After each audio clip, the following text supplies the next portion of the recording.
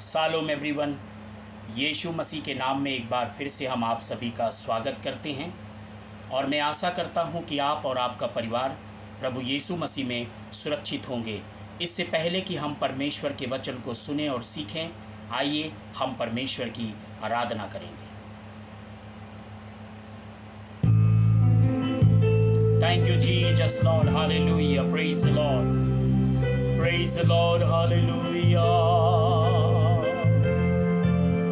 Thank you, Jesus, Lord. Hallelujah. Praise the Lord. Praise yes, God, Jesus. Hallelujah. Thank you, Father God, Jesus. Yes, mighty Jesus, you are great, you are merciful, Lord. प्रेमी पिता, हम आपका धन्यवाद करते हैं, आपकी तारीफ करते हैं, आपकी प्रशंसा करते हैं प्रभु।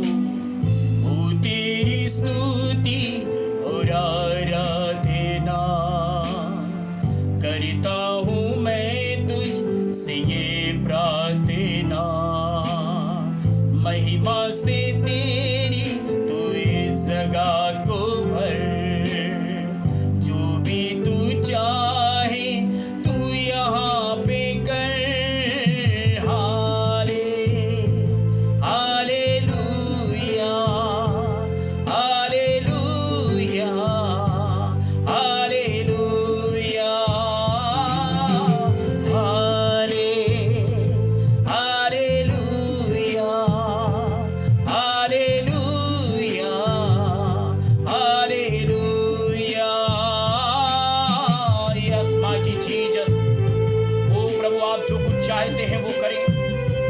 हमारे बीच में प्रभु आपका सिंहासन लगने पाए पिता। ओ प्रभु अपना सिंहासन लगाइए पिता। Hallelujah, thank you Jesus, glory to the name of Lord Jesus, hallelujah.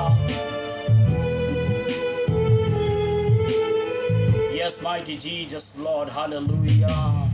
करुणा से तेरी नया दिन दिखाता है, ढाल बनकर मेरी बचाता है। जब मैं पुकारूं तो दौड़ आता है, जब मैं गिरूं मुझे उठाता है।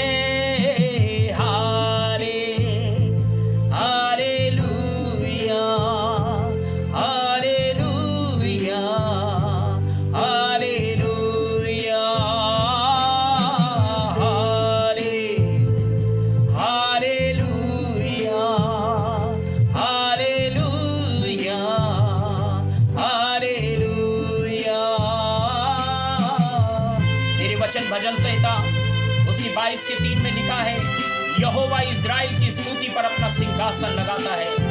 आइए प्रभु अपने सिंहासन को पिता परमेश्वर हमारे बीच में लगाइए, हालेलुया। और अपने प्रिय बेटे और बेटियों को एक एक लोगों को छू लीजिए प्रभु, hallelujah. Thank you Jesus, glory to the name of Jesus, hallelujah. सारी जहां में तुझ सा कोई छोड़ कोई प्रभु है भी नहीं, घुटने में टेकूं बस तेरे सामने। तू है मेरा प्रभु, तू मेरा पिता।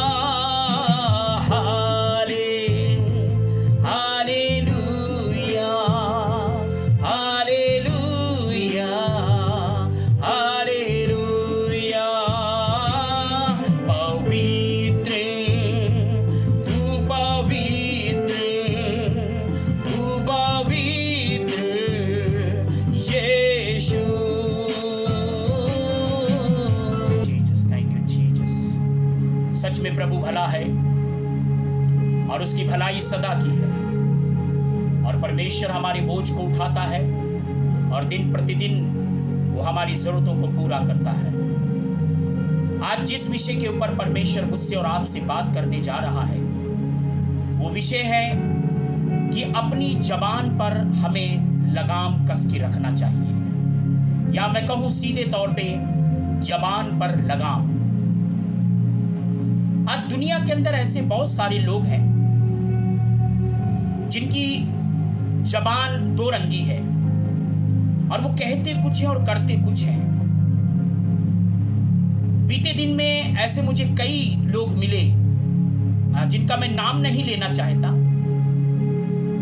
और कई ऐसे परमेश्वर के सेवक जो अपने आप को सेवक कहलाते हैं। बड़े बड़े वायदे किए उन्होंने और बड़े बड़े सपने दिखाए, और यहां तक कि इतने बड़े बड़े उन्होंने वायदे किए, और केवल मुझसे ही नहीं,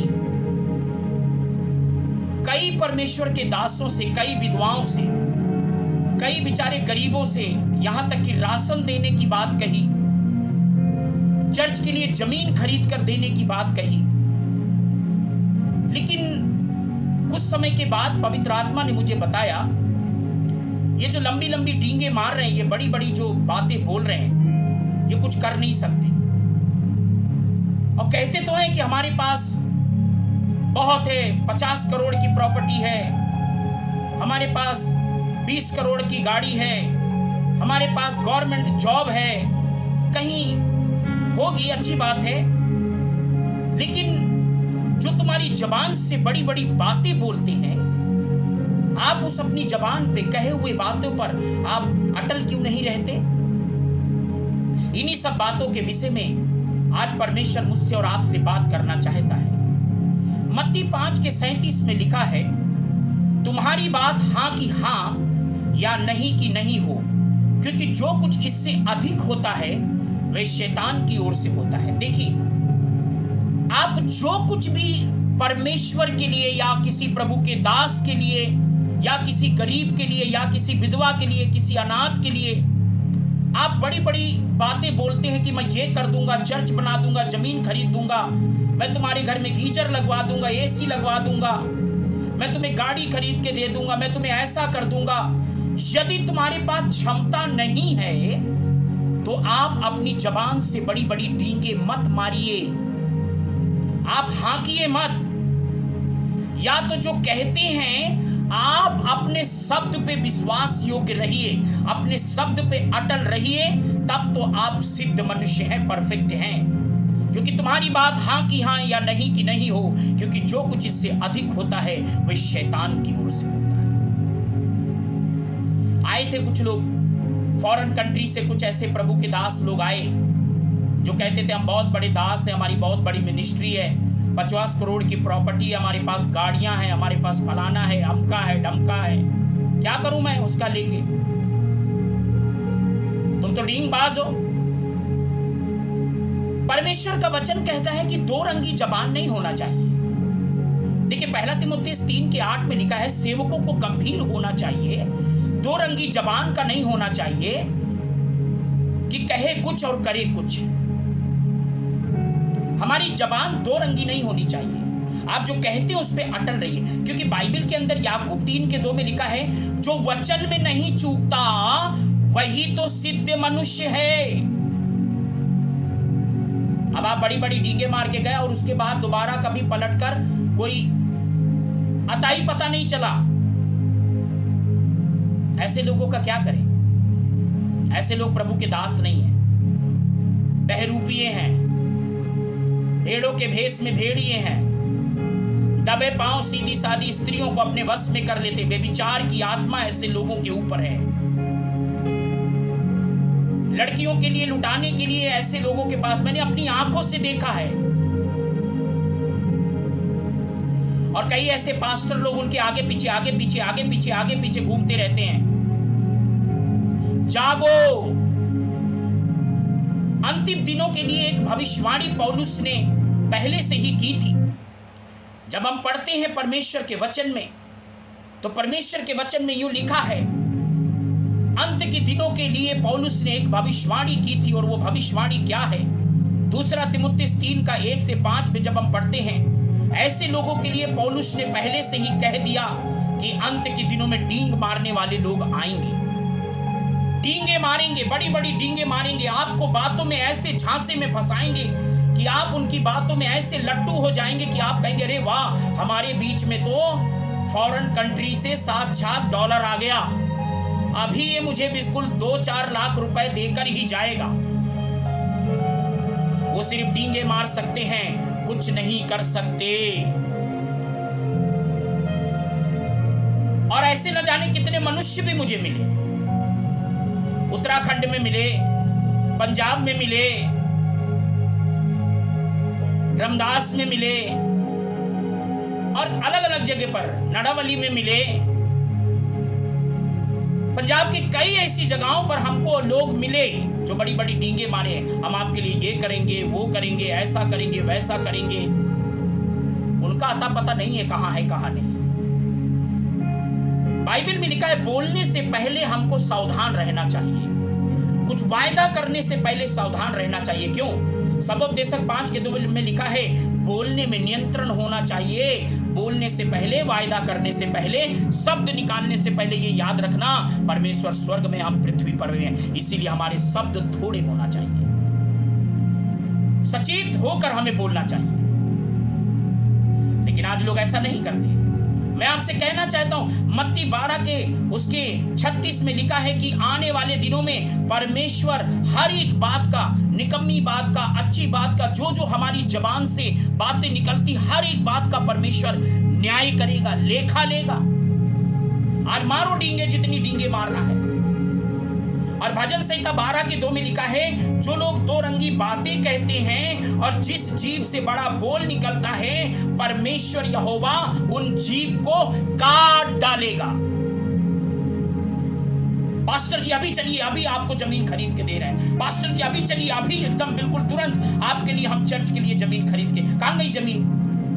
कहां गए तुम्हारे वायदे? इसीलिए अपनी जबान से जो कुछ बोलते हो मेरे प्रियो, खास करके प्रभु के काम के लिए या किसी परमेश्वर के सेवक से अगर कोई भी आप वायदा करते हैं या सेवकाई के लिए कोई वायदा करते हैं, आप याद रखना उस बात पर आपको अटल बने रहना चाहिए। लेकिन आज लोग अपनी जबान पे नियंत्रण नहीं रखते, उनकी जबान पे लगाम नहीं है, उनकी जीभ पे कंट्रोल नहीं है। आज वो कहते कुछ है और करते कुछ है। और मैं आपसे कहना चाहता हूं ऐसे लोगों को देखना, ऐसे लोग बड़े स्वार्थी टाइप के लोग होते हैं। विदेश से चलेंगे, फॉरेन कंट्री से चलेंगे और जगह जगह फोन कर देंगे, आप मीटिंग ऑर्गेनाइज करिए, मीटिंग अरेंज करिए, हम आएंगे, प्रचार करेंगे, और प्रचार करके और फिर चले जाएंगे वापस, वीडियो बना के, फोटो लेके, क्लिपिंग लेके और बड़ी बड़ी डींगे मार के। प्रभु ने मुझे सिखाया ये डींगबाज लोगों से बच के रहना है। ये बड़ी बड़ी जो गप मारते हैं, ये बड़ी बड़ी जो छोड़ते हैं, जो लोग बड़े बोल खाली बोलते हैं, ऐसे लोगों से रॉबर्ट बच के रहना चाहिए और दूसरों को भी बचाना चाहिए। प्रभु ने कहा है काम मेरा है, मैं करूंगा। और देखना जिन जिन लोगों ने वायदा किया है उन सारे वायदों को परमेश्वर ने सुना है। और मैं भी ऊपर और तुम भी ऊपर, एक दिन दोनों न्याय सिंहासन के सामने खड़े होंगे और तब प्रभु पूछेगा, तब उस समय तुम क्या जवाब दोगे? इन वचनों के द्वारा मैं यही कहना चाहता हूं, आप अपनी जबान से जो कहते हैं आप उसको पूरा भी करना चाहिए। God bless you.